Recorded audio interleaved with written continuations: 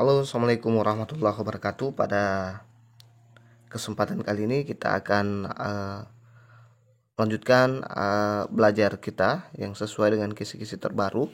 Kemarin sebenarnya sudah saya upload soal ini, cuman banyak yang kurang yakin ya. Jadi saya sesuaikan saja dengan kisi-kisi yang baru keluar dari Kemendikbud sendiri ya.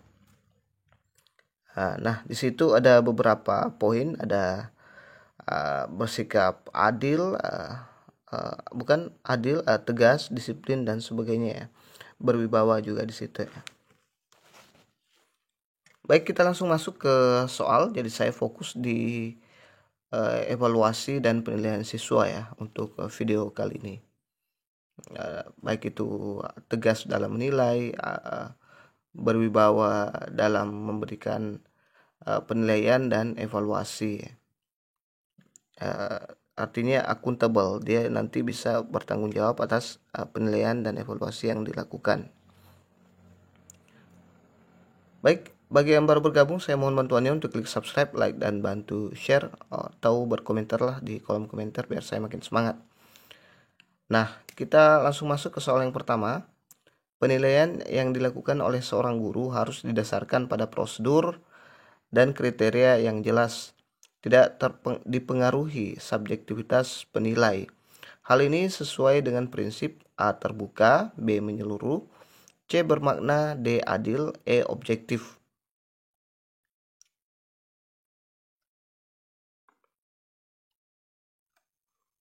Oke, jadi dia termasuk di prinsip objektif ya, tidak membeda-bedakan siswa baik dari segi agama, ras, etnis dan apapun itu ya. Jadi harus dia objektif ya, tegas ya, memberikan nilai sesuai dengan kemampuan siswa. Ini ada prinsip-prinsip penilaian, sudah saya bahas tapi tidak apa-apa, saya bacakan lagi untuk teman-teman biar lebih mantap lagi. Ada sahih, berarti penilaian didasarkan pada data yang mencerminkan kemampuan yang diukur. Ada yang kedua, objektif, berarti penilaian didasarkan pada prosedur dan kriteria yang jelas, tidak dipengaruhi subjektivitas penilai. Yang ketiga, adil, berarti penilaian tidak menguntungkan atau merugikan peserta didik karena berkebutuhan khusus serta perbedaan latar belakang, agama, suku, budaya, adat istiadat, status sosial, ekonomi, dan gender. Nah, itu yang saya katakan tadi ya, tidak membeda-bedakan, harus tegas ya dalam memberikan penilaiannya. Kemudian ada terpadu, berarti penilaian oleh pendidik merupakan salah satu komponen yang tak terpisahkan dari kegiatan pembelajaran. 5. Menyeluruh dan berkesinambungan, berarti penilaian oleh pendidik mencakup semua aspek kompetensi dengan menggunakan berbagai teknik penilaian yang sesuai untuk memantau perkembangan kemampuan peserta didik. Yang keenam, sistematis, berarti penilaian dilakukan secara berencana dan bertahap dengan mengikuti langkah-langkah baku. Yang ketujuh, beracuan kriteria, berarti penilaian didasarkan pada ukuran pencapaian kompetensi yang ditetapkan. Yang kedelapan, akuntabel, berarti penilaian dapat dipertanggungjawabkan baik dari segi teknik, prosedur maupun hasilnya. Nah, akuntabel itu penting ya untuk menjaga wibawa kita sebagai seorang guru ya teman-teman. Kita lanjut ke soal berikutnya. Jangan lupa subscribe, like, dan bantu share serta berkomentar lah. Bu Rita Sari adalah seorang guru seni. Hari ini dia ingin menilai kemampuan siswa dalam membuat lukisan. Selain hasil lukisan siswa yang dinilai, teknik dalam menggambar, cara menggunakan alat dan perlengkapan, dan juga sikap siswa dalam menghargai karya temannya juga menjadi acuan dalam penilaian. Dalam hal ini, Bu Rita Sari telah menerapkan prinsip, saya lupa ganti nama ya. A. Sahih, B. Objektif, C. Menyeluruh, D. Sistematis, E. Beracuan kriteria. Nah, di sini kita bisa lihat di soal bahwa dia selain hasil lukisan siswa yang dinilai, ada juga teknik menggambar, kemudian cara menggunakan alat dan perlengkapan, juga sikap siswa dalam menghargai karya temannya. Jadi itu bisa dikatakan sebagai penilaian menyeluruh ya. Semua aspek dinilai ya teman-teman. Menyeluruh dan berkesinambungan berarti penilaian oleh pendidik mencakup semua aspek kompetensi dan menggunakan berbagai teknik penilaian yang sesuai untuk memantau perkembangan kemampuan peserta didik. Nah, ini adalah bagaimana mengevaluasi peserta didik dengan baik ya. Kita lanjut ke soal berikutnya. Hari ini diadakan penilaian harian oleh Pak Arendra, guru fisika. Jumlah nomor soal ada 10. Siswa dengan absen ganjil mengerjakan nomor ganjil. Siswa dengan nomor absen genap mengerjakan soal nomor genap. Yang dilakukan Pak Arendra tidak sesuai dengan prinsip penilaian. A. Adil. B. Objektif. C. Menyeluruh. D. Sistematis. E. Beracuan kriteria.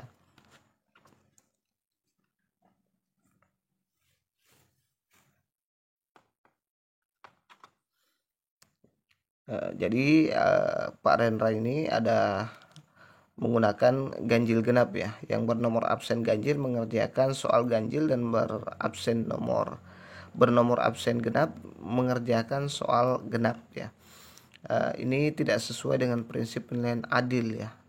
Karena bisa saja soalnya berbeda ya. Adil berarti penilaian tidak menguntungkan atau merugikan peserta didik karena berkebutuhan khusus serta perbedaan latar belakang agama, suku, budaya, adat istiadat, status sosial ekonomi, dan gender. Nah, ini kadang merugikan peserta didik. Jangan sampai soalnya berbeda dan yang genap-genap itu malah mudah soalnya dan menguntungkan salah satu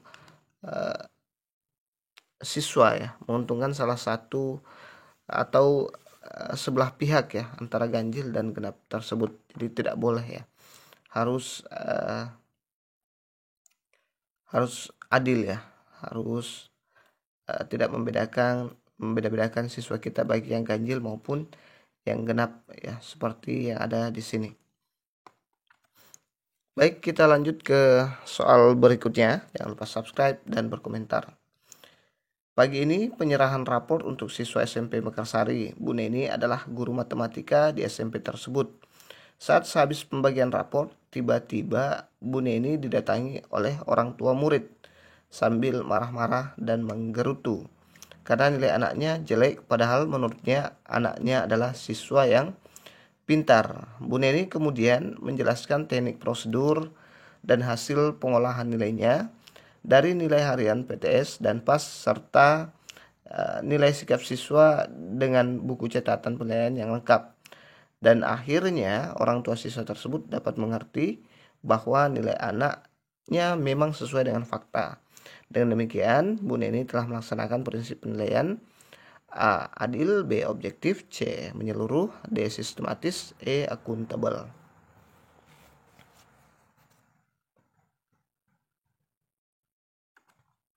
Nah, di sini Bu Neni sudah melaksanakan prinsip penilaian akuntabel ya, teman-teman. Jadi dia bisa mempertanggungjawabkan apa yang sudah dilakukan atau penilaian yang dapat dipertanggungjawabkan berdasarkan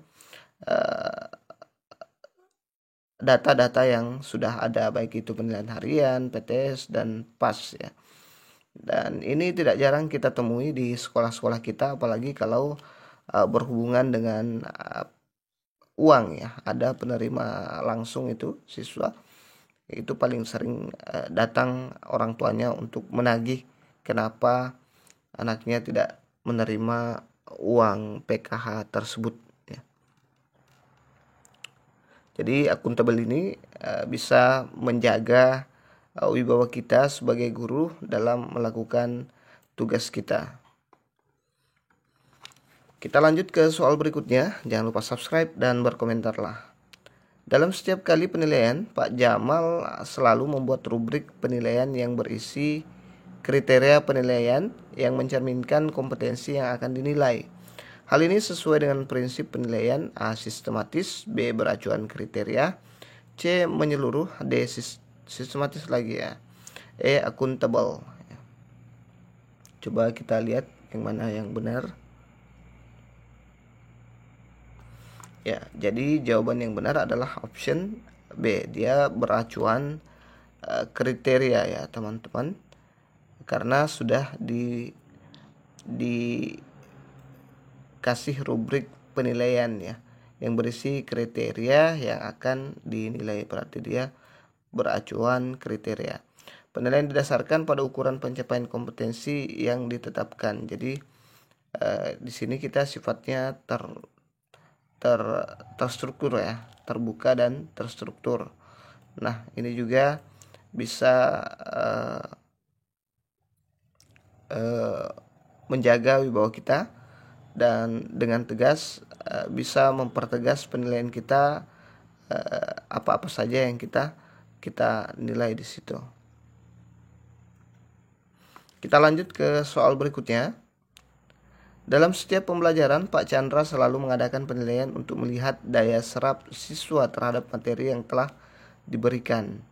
Nah, ini termasuk sistematis, B. Beracuan kriteria, C. Terpadu, D. Sistematis lagi, E. Accountable. Ini ada yang salah nih, 2 kali sistematis ya. Ya, ini Pak Chandra ingin melihat daya serap siswa terhadap materi yang telah diberikan. Kira-kira dia termasuk penilaian yang mana nih teman-teman? Ya, benar sekali, dia termasuk penilaian terpadu ya, menjadikan penilaian sebagai bagian dari pembelajaran ya.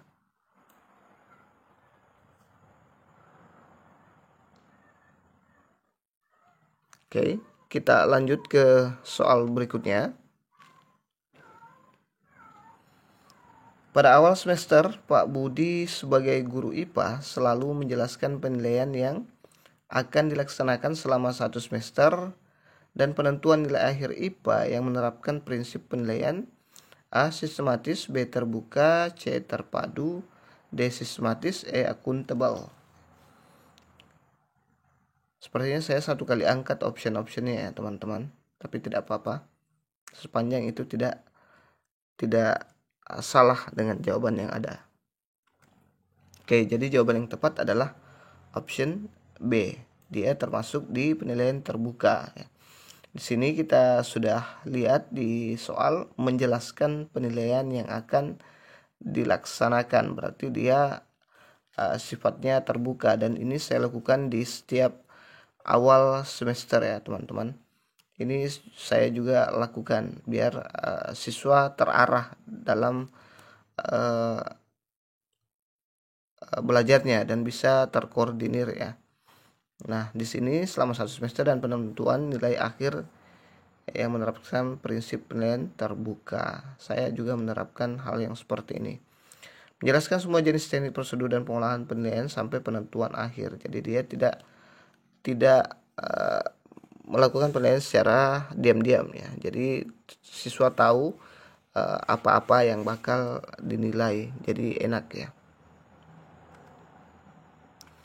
Oke, itu saja dulu yang sempat kita share pada kesempatan kali ini. Mudah-mudahan bermanfaat. Kalau teman-teman punya pertanyaan, punya masukan, silahkan ditulis di komentar. Saya selalu menerima masukan dari teman-teman. Dan insya Allah sebisa mungkin menjawab dari pertanyaan teman-teman sekalian. Semoga lulus semuanya nanti. Tetap semangat meskipun Ramadan. Saya buat konten ini sekitar jam 12 lewat 41 ya. Ini demi untuk membantu teman-teman yang akan ujian nanti. Terima kasih sudah menonton. Wassalamualaikum warahmatullahi wabarakatuh.